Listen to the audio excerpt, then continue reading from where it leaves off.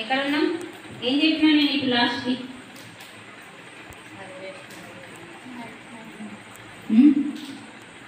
చెప్పమ్మా, పర్లేదు. ఉన్నారా ఇక్కడ అందరూ?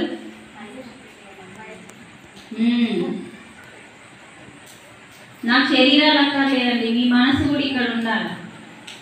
అయితేనే అర్థమైతే. ఇందాకేం చెప్పిన, శ్రద్ధ పెడితేనే మనకి జ్ఞానం ఎక్కుతుంది. పిల్లల్ని స్కూల్కి పంపిస్తాను, శ్రద్ధ లేకపోతే ఫస్ట్ క్లాస్ తెచ్చుకుంటారా? లేకనే కదా, అది లేకనే పిల్లలు రాయిరా చదువురా అని ఇబ్బంది పెడుతున్నాం. అలాగే మనందరికీ మన జీవితం పట్ల శ్రద్ధ ఉండాలి. భగవంతుడు ఎవరు, అసలు ఎక్కడున్నాడు, ఏం చేస్తాడు, ఇవన్నీ మనకు తెలవాలి. అది తెలుసుకోవడానికి శ్రద్ధ ఉండాలి. అది తెలుసుకోవడానికి కదా ఎంత అద్భుతమైన ఆలయంలో మనం ఇప్పుడు కలిసినాం. అందరం ఇంట్లో ఎన్నో పనులు ఉన్నాయి, పక్కకు పెట్టి వచ్చినాం. ఈ సమయాన్ని మనం సద్వినియోగం చేసుకోవాలి. నేను అక్కడ నుండి వచ్చిన, మీరు ఇక్కడ నుండి వచ్చింది. అందుకని మన సమయాన్ని వేస్ట్ చేసుకోకుండా ఎంత శ్రద్ధతో వింటే మీకు అంత జ్ఞానం దొరుకుతుంది. మధ్యలో ఇట్లా డిస్టర్బెన్స్ అయిందనుకో క్లాస్ కూడా ఉంటుంది. అందుకనమ్మా మన ఇల్లుని ఎందుకు ఎలా శుభ్రం చేస్తున్నామో చక్కగా మనల్ని మనం శుద్ధి చేసుకోవాలి. ఎందుకంటే మన అంతరంగంలో ఆ సర్వేశ్వరుడు ఉన్నాడు. మరి ఆ సర్వేశ్వరుడు ఉన్నాను అని ఈ గీతలో చెప్పిండు. ఎలా అంటే వినండి. అహమాత్మ గుణాకేశ సర్వభూతాశయస్థిత అహమాదించ మధ్యంచ భూతానమంత ఏవచ. ఈ శ్లోకం కృష్ణ భగవానుడు మనకు చెప్పిండు. కృష్ణుడిని మనం భగవానుడు అంటాం, కానీ కృష్ణుడు అసలు జగద్గురువు. భగవంతుడు గురువుగా భూమి మీదకి వచ్చిందండి.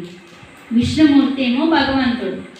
ఆయన మనకి జ్ఞానాన్ని బోధించడానికి, మరి ఎందుకు జ్ఞానం అది తెలుసుకుందాం. ఆ జ్ఞానాన్ని బోధించడానికి గురువుగా, ఈ జగత్తుకి గురువుగా వచ్చిండు. అలాంటి కృష్ణుడు మరి జగత్తుకు గురువుగా వచ్చి మనకేం చెప్తుండు? ఓ అర్జున, నేను ఆత్మని అంటున్నాడు. ఆ దేవుడు భూమి మీదకి వచ్చి, అర్జున నేను ఆత్మని తెలుసుకో. తర్వాత సర్వభూత క్షయస్థిత అంటే అన్ని ప్రాణులు, సర్వభూత, సర్వం అంటే అన్ని, భూతాలు అంటే దయ్యాలు కావు, ప్రాణులు అంటే ఈ లోకం మీద ఆ భగవంతుడు ఎన్ని ప్రాణాలని సృష్టించాడో అన్ని ప్రాణాలలో నేనే వారి హృదయంలో ఆత్మగా ఉన్నాను అని చెప్తున్నాడు. సర్వభూత క్షయస్థిత, వారి హృదయంలో స్థితమై ఉన్నాను అంటున్నాడు. అంటే ఒక మనిషిలోనే కాదు, కోడిలో, మేకలో, ఏ జీవినైతే మనం హింస చేస్తున్నామో ప్రతి జీవిలో నేనే ఉన్నాను అంటున్నాడు భగవానుడు. ఇక్కడ కృష్ణ ఉవాచ ఉండదు, భగవాన్ ఉవాచ, భగవంతుడు చెప్పిండు. కాబట్టి జ్ఞానం ఇచ్చిండు కాబట్టి ఆయనని గురువులు అంటారు. ఎవరైతే జ్ఞానం ఇస్తారో వాళ్ళని గురువులు అంటారు. అందుకే ఆయనని జగద్గురువుగా చెప్పుకుంటాం మనం. మరి జ్ఞానం ఎందుకు?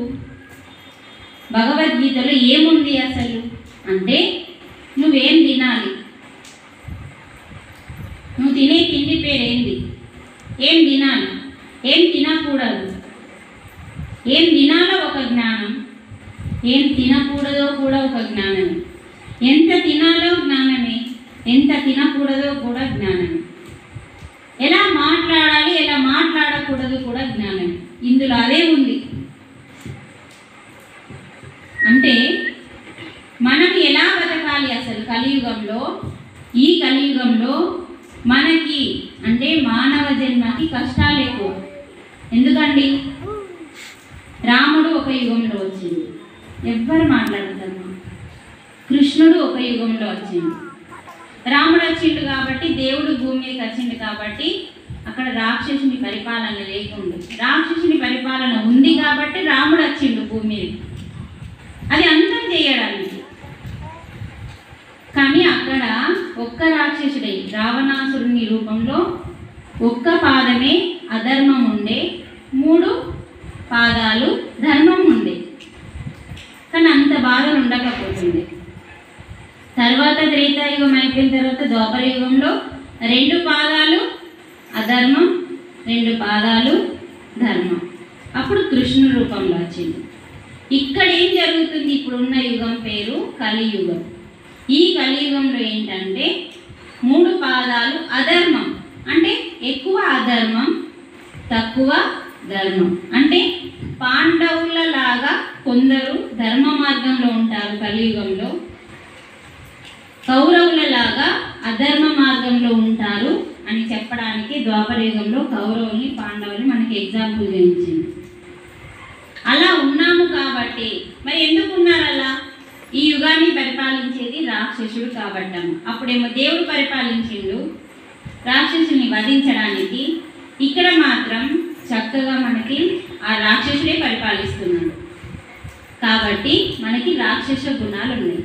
ఇందాక మనం చెప్పుకున్నాం కదా, ఏంటా గుణాలు? అరిషడ్ వర్గాలు అంటాం. 6 మన లోపల ఉన్న 6 గుణాలతో పాటు ఇంకా 3 గుణాలు ఉంటాయి. ఈ మొత్తం 9 గుణాలని తీసేసి ధ్యానం చేయడమే నవరాత్రి అంటాం. నవ అంటే 9. ఒక్కొక్క రోజు ఒక్కొక్క గుణాన్ని తొలగించి ఒక్కొక్క రోజు ఒక్కొక్క అమ్మవారి రూపాన్ని మనం అలంకరిస్తాం కదా, అందుకే దసరా నవరాత్రులు అంటాం. ఒక్కొక్క రోజు మనం ఒక్కొక్క గుణాన్ని తొలగించుకోవడానికి ఒక్కొక్క పండగకి ఒక్కొక్క అంతరార్థం ఉందండి. మనం తెలుసుకోలేకపోతున్నాం. ఏదో కొత్త బట్టలు కొనుడు, అండుడు, తినుడు, ఎగురుడు, దుంకుడు, నాశనం కాపాడు. కానీ అసలు పండగ ఎందుకు వస్తుంది? పండగ యొక్క అంతరార్థం ఏంటి? పండగ అంటే ఒక జ్ఞానం. ఏంటి ఆ జ్ఞానం? దాని వెనకాల ఏం నేర్చుకోమని పెట్టిండు? ఆ పండగ ఎందుకు పెట్టిండు? పండగ, ప్రతి పండగ వెనకాల ఒక అద్భుతమైన ఆత్మజ్ఞానం ఉంది. తెలుసుకోవట్లేదు మనం. అందుకే మన జీవితాలు అంకరటింకరగా ఉన్నాయి. ఎప్పుడైతే మనం ఈ మార్గంలోకి వచ్చి తెలుసుకొని ఆచరిస్తామో అందరికీ రివర్స్లో బతుకుతాం. మనం మంచి మార్గంలోకి వస్తాం. ఇందాక చెప్పింది కదమ్మా, మేము ధ్యానం చేస్తున్నాం, మాకు మంచిగా అనిపిస్తుంది అంటే అందరు చేయట్లేదు, మనం చేస్తున్నాం. అప్పుడు మనకు సంతోషం వస్తుంది అన్నమాట. అందుకని కలియుగంలో ఏవైతే గుణాలు ఉన్నాయమ్మా, ఈ అంటే కామ, క్రోధ, లోభ, మోహం, ఇట్లా అంటే మీకు అర్థం కాదని కోపము, ద్వేషము, ఈర్ష, పగలు, ప్రతీకారాలు ఉన్నాయి కదా, ఇవన్నీ కూడా రాక్షస గుణాలు. మరి మనందరి లోపల ఉన్నాయా లేదా చెప్పండి? ఉన్నాయా?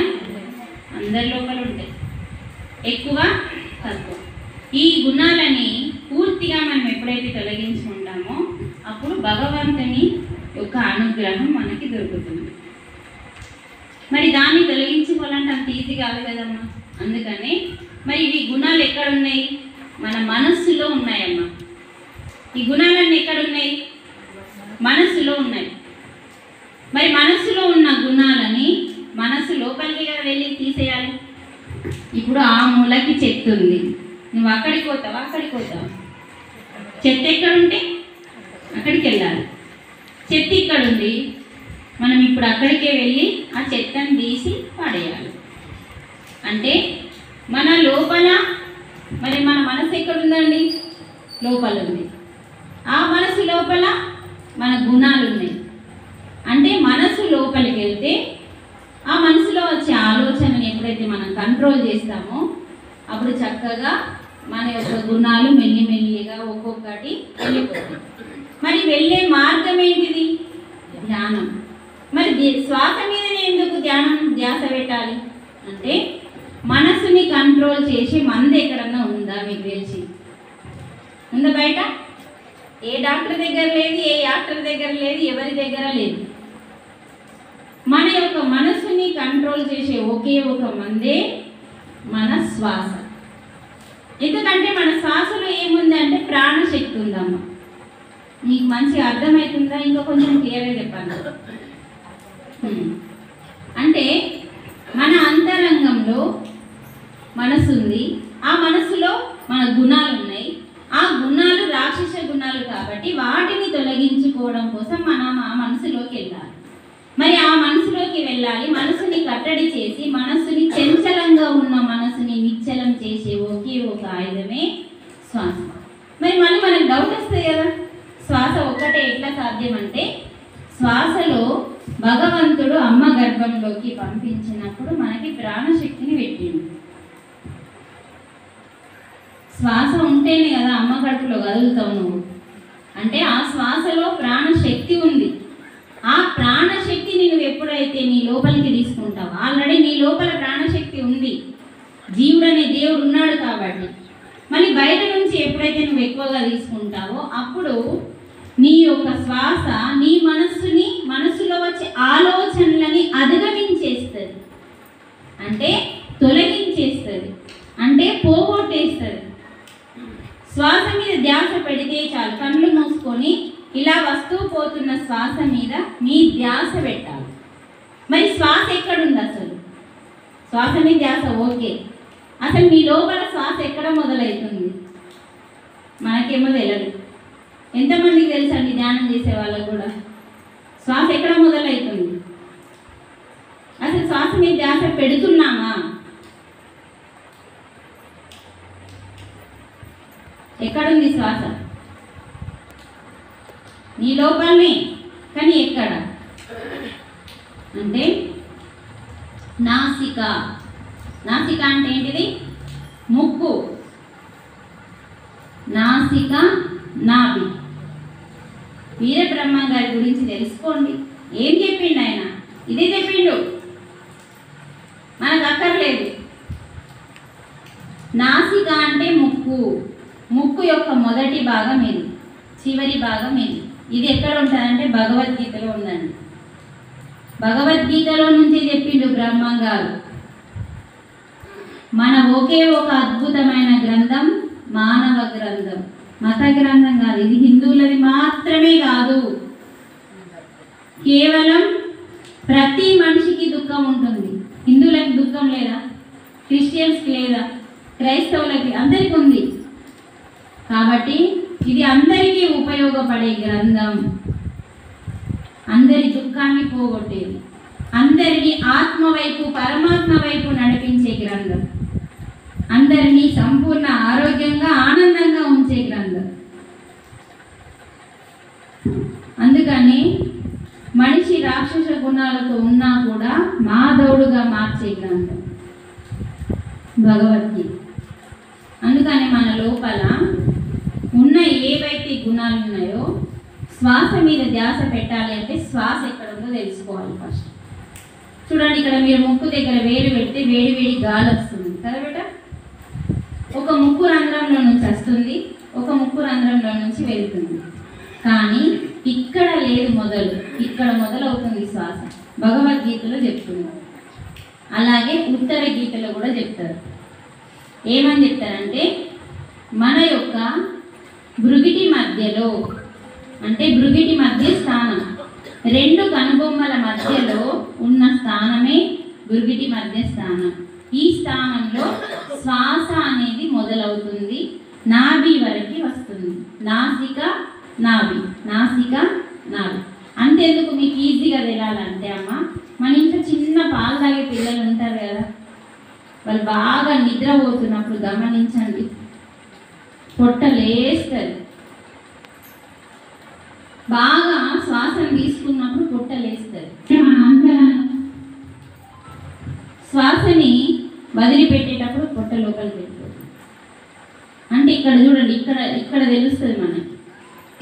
అంటే మన శ్వాస ఇక్కడ మొదలైనప్పుడు ఇక్కడ ఎండింగ్ అవుతుంది. ఇలా వస్తూ పోతున్న శ్వాస మీద మీరు ఎప్పుడైతే ధ్యాస పెడతారో అప్పుడు ఏమైతే అంటే మన మనసులో వచ్చే ఆలోచనలు పూర్తిగా వెళ్ళిపోతాయి. అంటే ఆలోచన లేని స్థితికి, అంటే మనకు పతంజలి యోగా ఆ మహర్షి ఏం చెప్పిండంటే చిత్త వృత్తి నిరోధం. ధ్యానం అంటే ఏంటిది? మనం చిత్తం ఉంది కదా, చిత్తం శివుని మీద ఉండాలి అంటాం కదమ్మా, పెద్ద పెద్ద మాటలు చెప్తూ ఉంటాం కదా శాస్త్రాలు. చిత్తం శివుని మీద ఉండాలి అంటాం. అంటే మన చిత్తము చేసే వృత్తిని ఆపడమే ధ్యానము అంటున్నాను. చిత్తం కూడా మనసులో ఒక భాగం అన్నట్టమ్మా. చిత్తం అంటే వేరేది ఏం కాదు. మనసు 4 రకాలు ఉంటుందమ్మా. ఒకటి మనసు, బుద్ధి, అహంకారము, చిత్తం. ఇవన్నీ మనసులో భాగాలు. అయితే మనకి చిత్తం అనేది ఉంటుంది. ఆ చిత్తం చేసే పని ఏంటంటే ప్రతి క్షణము జరిగిపోయిన చెత్తని గుర్తు గుర్తు చేసి మిమ్మల్ని నరకం అంటే ఏంటిదో చూపిస్తుంది. ఇప్పుడు మీ ఇంట్లో ఏదైనా సంఘటన జరిగింది, అంత తొందరగా మర్చిపోతామా మనం? అసలు అది ఎన్ని సంవత్సరాలు గుర్తుంటుందో, మనం పోయేంత వరకు కూడా గుర్తుంటుంది. అంటే ఆ చిత్తం చేస్తుంది అట్లా. అది ఎక్కడుంది? మరి మనసులో ఉంది. అందుకనే మనసుని కంట్రోల్ చేయాలంటే శ్వాస ఒక్కటే సాధ్యం. కాబట్టి చిత్తము చేసే పనిని ఎప్పుడైతే ఆపేస్తామో చిత్త వృత్తి నిరోధం అంటున్నాడు. ధ్యానం అంటే ఏంటిది? ఎప్పుడైతే నీ మనసులో వచ్చే ఆలోచనలు, అనవసరమైన ఆలోచనని ఆపేస్తామో నువ్వు మెల్లిగా బుద్ధి అనేది వికసిస్తుంది. తర్వాత ఆత్మ దగ్గర అంటే పరమాత్మకి దగ్గర అవుతావు. మరి నీకు పరమాత్మ దగ్గరికి రావట్లేదు, బుద్ధి దగ్గరికి రావట్లేదు, కేవలం మనసు దగ్గర ఆగిపోయినప్పుడు భగవంతునికి మనం దూరం అవుతాము. ఎందుకంటే నీ మనసులో మొత్తం అల్లకల్లోలం ఉంది, అశాంతి ఉంది. అసలు మనసు అంటేనే చంచలం కదా. చంచలంగా ఉన్న నువ్వు స్థిరంగా ఉన్న భగవంతుని దగ్గరికి ఎట్లా వెళ్తావు? మనసు అంటే చంచలం. మరి స్థిరంగా ఉండేది ఎవరు? భగవంతుడు.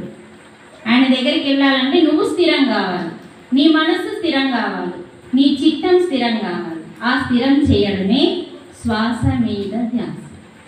ఎప్పుడైతే మనం శ్వాస మీద మన ధ్యాస పెడతామో ఇక్కడ దృష్టిని నిలిపి ఇక్కడ నుంచి మొదలవుతున్న శ్వాసని ఇక్కడే ఉండి గమనించాలి. మీరు మీ ధ్యాస అంతా ఎక్కడ? ఇప్పుడు మీరు చూడండి, కళ్ళు తెరుచుకొని మీ ధ్యాస అంతా నా మీద ఉంది కదా. మీరు కళ్ళు మూసినప్పుడు మీ మీదికి రావాలి. మీ మీదికి అంటే మీరు ఇక్కడ ఉంటారు. మీ ఆత్మ యొక్క కేంద్ర బిందువు ఇక్కడ ఉంటుంది.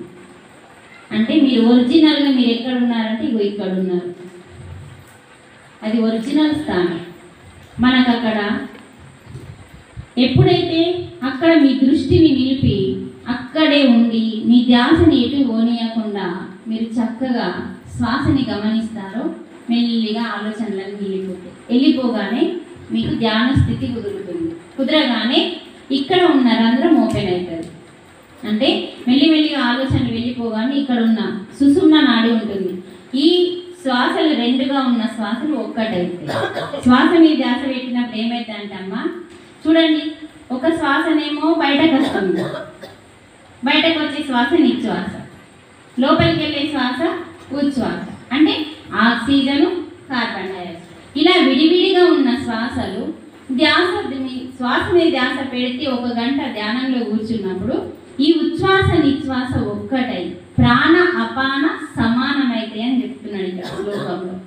ప్రాణము అపానము సమానమై ఇక్కడ ఉన్న శ్వాస ఒక జ్యోతిలాగా, ఒక ఆత్మ జ్యోతిలాగా ఈ 2 కనుబొమ్మల మధ్యలో వెలుగుతుంది. అప్పుడు కదా మీకు బ్రహ్మరంధ్రం ఓపెన్ అవుతుంది.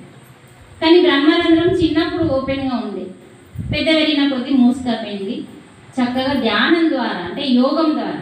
అందుకే యోగం అంటే ఆత్మ పరమాత్మ కలయిక. అర్థమవుతుందా? ఆత్మ పరమాత్మ కలయిక. యోగం అంటే కలయిక, కలుసుకోవడం యోగం అంటే. అందుకే ఇందులో కర్మయోగము, సన్యాస యోగము, జ్ఞాన యోగము, భక్తి యోగము, ధ్యాన యోగము, అన్నింటికి యోగము యోగము యోగం అని కలిపింది. కారణం నువ్వు అన్నింటితో కలిసిపోవాలి. కర్మలో కలిసిపోవడం అంటే ఏంటిది? కర్మయోగం అంటే ఏంటిదంటే అమ్మ, ఇప్పుడు ఒకరు టీచర్ జాబ్ చేస్తున్నారు. ఆ టీచర్ ఎలా ఉండాలి అంటే తన యొక్క జీతం ఏదైతే ఉందో, తన యొక్క ఉద్యోగం ఏదైతే ఉందో పర్ఫెక్ట్గా చేయాలి. అంటే క్లారిటీగా, అంటే కరెక్ట్ పిల్లలకి చక్కగా జ్ఞానం నేర్పించాలి, పిల్లలకి చక్కగా అర్థమయ్యే రీతిలో చెప్పాలి. వాళ్ళని కొంచెం అంటే వాళ్ళు కొంచెం మొండి వాళ్ళు ఉంటారనుకోండి, వాళ్ళకి అర్థమయ్యే రీతిలో చెప్పాలి. అప్పుడు అతను కర్మయోగం చేసినట్టు. అంటే ఆ కర్మలో కలిసిపోయి చేయాలి. నాకైతే జీతం వస్తుంది, నాకేం చేసేది అనుకుంటే అది కర్మయోగం కాదు. మరి అలాగే వ్యవసాయం చేస్తాం. వ్యవసాయం చేసే వాళ్ళు కూడా వ్యవసాయం చేసేటప్పుడు ఆ వ్యవసాయంలో కలిసిపోయి మనం ఎప్పుడైతే చేస్తామో అది కర్మయోగం. వంట చేసేటప్పుడు మనం టీవీ చూస్తున్నాం అనుకోండి, కర్మయోగం కాదు. అంటే ఏ పని చేస్తామో ఆ పనితో ఉండడము, ఆ పనిలో కలిసిపోయి ఆ పనిని చేయడం కర్మయోగం అంటే. ఇప్పుడు జ్ఞానయోగం, మనం జ్ఞానం నేర్చుకుంటున్నాం కదా ఇక్కడ, ఆత్మజ్ఞానం, ఆత్మ పరమాత్మ ఎవరు ఎక్కడున్నారో అన్న జ్ఞానం తెలుసుకుంటున్నాం. మీ శ్రద్ధ ఇక్కడ ఉంటే జ్ఞానయోగం అవుతుంది. మీ మనసు ఇక్కడ లేదు, ఇంటికి పోయిందేటో జ్ఞానయోగంగా. దాన్ని ఇంకా కొంచెం వివరించాలి, కానీ మనకు అంత టైం ఉండదు. ఇప్పుడు మనం పెట్టుకున్నది రాత్రి, ఒక డేలో పెట్టుకుంటే చక్కగా వివరించవచ్చు. మరి ఇక్కడ భగవంతుడి అనుగ్రహం మనం పొందాలి. పొందాలంటే అసలు ఏం చేయాలి ఎవరికి తెలియదు. అసలు అనుగ్రహం పొందాలంటే ఏం చేయాలో ఇక్కడ ఇచ్చిండు. పత్రం, పుష్పం, ఫలం, తోయం. మనం ఏం చేస్తాం? పత్రం అనగానే పత్రిస్తాం, పుష్పం అనగానే పక్కింటోళ్ళ చెట్టు మీద ఉన్న పుష్పాన్ని మబ్బున ఎంకొచ్చి దొంగతనాలు ఎంకొచ్చి పెడతాం. తర్వాత తోయం అంటే నీరు, అభిషేకం చేస్తాం. ఆయన ఇవ్వడిగిండా. భగవద్గీత ఎట్లా అర్థమవుతుందంటే, మనం ఉన్నమేమో రాక్షస గుణాలతో ఉన్న మానవుడు, మరి ఇది యోగత్వంతో ఒక యోగి రాసినది, ఒక దేవుడు రాసింది. ఇది మనకి ఎట్లా తొందరగా అర్థమవుతుందండి? మనం ధ్యానం చేస్తే, మనం కూడా యోగ మార్గంలో ఉంటే మెల్లిమెల్లిగా మెల్లిమెల్లిగా మనకు భగవద్గీత అర్థమవుతుంది. సరే, పత్రం, పుష్పం, ఫలం, తోయం అడిగిండు. కానీ ఏం అడిగిండు? అసలు వాడిపోయే పుష్పాలు అడిగిందా? ధ్యానం చేస్తే ధ్యాన పుష్పం అడిగిండు. నీ లోపలికి నువ్వు వెళ్ళు, అది వాడిపోని పుష్పం. నీ లోపలికి నువ్వు వెళ్ళి యోగంగా మారితే నీ లోపల ప్రేమ పుష్పం వికసిస్తుంది, కరుణా పుష్పం వికసిస్తుంది, దయా పుష్పం వికసిస్తుంది, శాంత పుష్పం వికసిస్తుంది. ఇందాక మేడం చెప్పింది కదా, మనసు కొంచెం ప్రశాంతంగా అనిపిస్తుంది ధ్యానం చేస్తే అంది. ధ్యానం అంటేనే యోగం. యోగం చేసే వాళ్ళకి ఏమవుతుందంటే ప్రశాంతత వస్తుంది. ఎందుకంటే మనసుని కంట్రోల్ చేస్తున్నాం, దేని మీదకి పరిగెత్తకుండా కాస్త కంట్రోల్ చేస్తున్నాం. లేకపోతే అంతకుముందు ఎట్లా ఉంటుందంటే, అమ్మ ఏది ఉన్నా కూడా తృప్తి లేదు. ధ్యాన మార్గంలోకి వస్తే ఇది ఉందిలే, మనకుంది కదా, ఇది దేవుడి చింకు సరిపెట్టుకుందాము అన్న ఒక నిశ్చత వస్తుంది, ఒక నిశ్చల స్థితి వస్తుంది. అది లేకపోతే ఎన్నన్నీ ఉన్నానండి, మంచి బిల్డింగ్ ఉంది, మనకి ఒక కారు ఉంది, తృప్తి ఉందా? మరి మీకు ఉందా? ఉందా లేదా? ఉచ్చు అంటే ఏమన్నా అర్థం చేసుకోవాలా? ఉందా లేదా? ఉండదు, ఎవరికి ఉండదు. ఎందుకంటే నీ మనసు మైలగా ఉంది, మలినంగా ఉంది. ఎందుకు? దైవ గుణాలు లేవు, రాక్షస గుణాలు ఉన్నాయి కాబట్టి అది ఒప్పుకోదు. మరి తృప్తిని చెందాలి. ఏదైతే ఉన్నదో, ఒక గుడిసెనే ఉంది, ఒక సైకిలే ఉంది, దాంతో తృప్తి పడతామా? సైకిల్ లేనోని చూడాలి, సైకిల్ ఉన్నోడు సైకిల్ లేనోని చూడాలి. అందుకే సైకిల్ లేదు, అది కాళ్ళతో నడుస్తుంది, నాకు కనీసం సైకిల్ అన్నా ఉంది. గుడిసె లేనోని చూడాలి, అందుకే గుడిసె కూడా లేదు, నాకు గుడిసె అన్నా ఉంది. దాని పేరే తృప్తి. మరి నువ్వేం చూస్తున్నావు? ఇక్కడ చూస్తలే, నువ్వు ఇక్కడ చూస్తున్నావు. జ్ఞానంలో నీకన్నా హై లెవెల్లో ఉన్నవాడిని చూడాలి, ఆస్తిలో నీకన్నా తక్కువ ఉన్నోని చూడాలి కదమ్మా. జ్ఞానంలో నీకన్నా తక్కువ ఉన్నోని చూస్తున్నావు, ఆస్తిలో నీకన్నా ఎక్కువ ఉన్నోని చూస్తున్నావు. అందుకే మనకి తృప్తి లేదు. మరి ఏమన్నాడంటే, ఈ మనకి భగవద్గీతనిచ్చిన ఆయన పేరు కృష్ణ. కృష్ణ అంటే ఏంటి తెలుసా? జ్ఞానము. కృష్ణ అంటే జ్ఞానము. తృష్ణ, తృష్ణ కృష్ణ రెండు ఉన్నాయి. కృష్ణ అంటే జ్ఞానము, అసలు నాశనం కాని జ్ఞానము. మరి తృష్ణ అంటే అవిద్య, విద్య లేకపోవడం, అజ్ఞానం. అంటే తృప్తి ఎందుకు లేదు అని చెప్పిందంటే కృష్ణ భగవానుడు, అవిద్య వల్ల, కృష్ణ వల్ల. అవిద్య అంటే మేము చదువుకున్నాం కదా డిగ్రీలని మీరు అనొచ్చు, ఆ డిగ్రీలు వేస్టే. అసలు డిగ్రీ ఇది. ఎందుకంటే కనీసం ఒక మనిషిలాగా బతికితే చదువుకున్నట్టే. అంటే మానవత్వంతో. మానవత్వం అంటే ఏంటిది? దయ, కరుణ, ప్రేమ, ఇవన్నీ మానవతత్వం, మానవుని లక్షణాలు. మానవతత్వం అంటే మానవుని లక్షణాలు, మానవుని గుణాలు. అవి లేనప్పుడు నువ్వెంత చదువుకున్నా వేస్టే. నువ్వు ఒక ఐఏఎస్ కూడా వెళ్ళి అడిగినా చాలామంది చెప్పారండి భగవద్గీత గురించి. కేవలం చాలామంది దీక్షలలో ఉన్నవాళ్ళు కానీ యోగంలో ఉన్న వాళ్ళు కానీ భగవద్గీతను పట్టుకుంటారు కాబట్టి కొంచెమన్నా వాళ్ళకి తెలిసి, మొత్తం కూడా తెలియదు. ఇంకా మనకు కూడా మనం తెలుసుకోవడానికి ప్రయత్నం చేస్తున్నాం. అందుకని అమ్మ, మన జీవితం అంకరగా ఉండడానికి కారణం దేవుడు కాదు, మన కర్మలు. అవునా కదా? ఎవరన్నా మంచాల వాడి భోగించినలు అనుకోండి, మీరేమంటారు? ఆయన కర్మ ఆయన భోగిస్తున్నాడు అంటారు. అందుకని మరి భగవంతుని అనుగ్రహం పొందాలంటే ఈ పుష్పం అడిగింది కదా, పత్రము, పుష్పము, ఫలము, తోయము అంటే ఏంటి తెలుసుకుందామా? ఇక్కడ ఆ పేరు మాత్రమే ఇచ్చిండు, కానీ దాని అంతరార్థం ఎవరు చెప్తారంటే సద్గురువులు చెప్తారు. మనకు ఒక గురువు అందుకే కావాలి, మన గురువు అందుకే దొరికిండు బ్రహ్మర్షి పితామహ పత్రిజీ.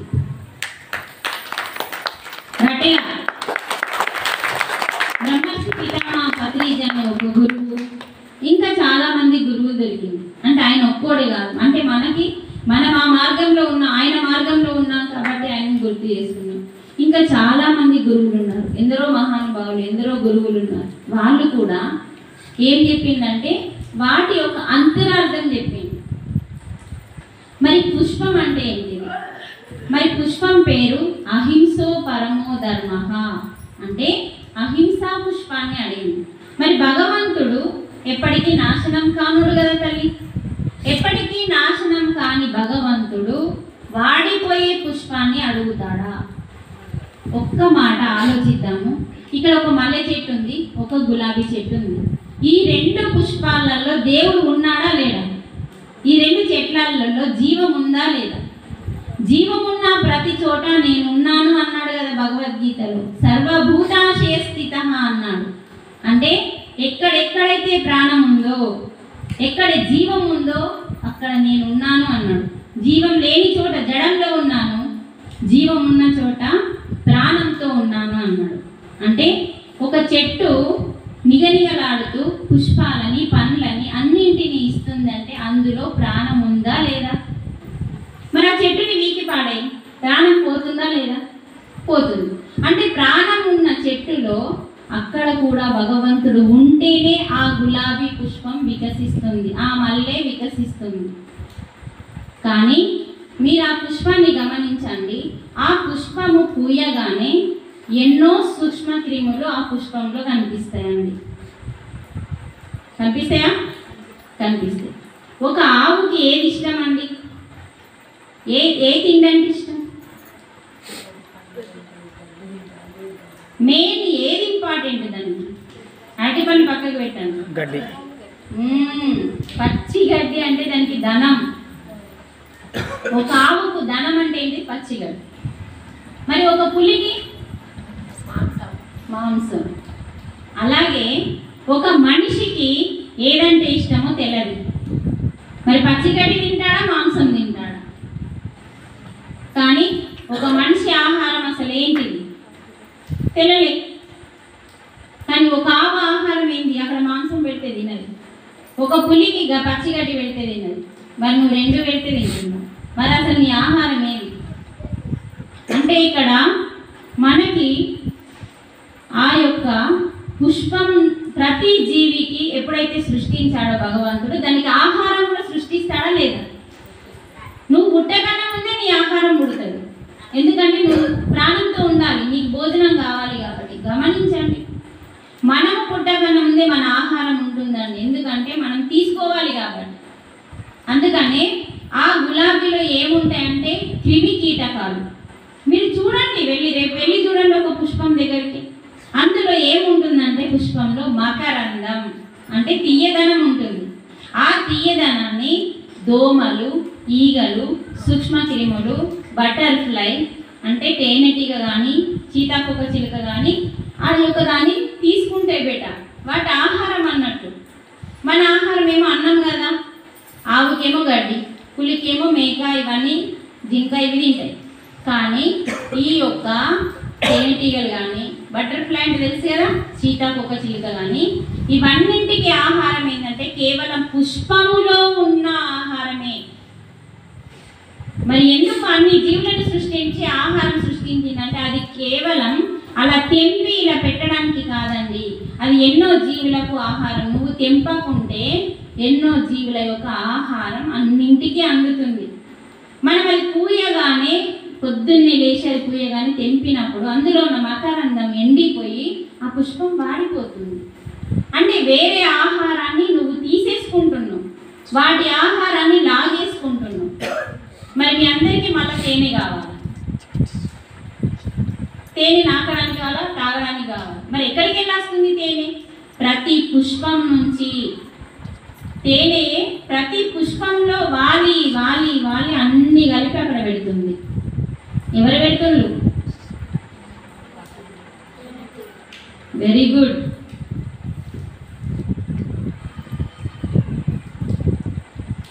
అవన్నీ ప్రతి పుష్పం మీద వాళ్తేనే కదా వచ్చింది తేనె. అంటే అక్కడ కూడా పరమాత్మ ఉన్నాడు అని చెప్పడానికి. మీరు గమనించండి, ఎంతో అందంగా వికసించిన పువ్వుని మీరు తెంపి కాసేపు ఇంకా పని కాలేదు, కాసేపు ఆగిండు, ఆ పుష్పం ఎలా ఉంటుంది? వాడిపోతుంది. మరి నువ్వు పుయ్యగానే పుట్టిన పుష్పం పుయ్యగానే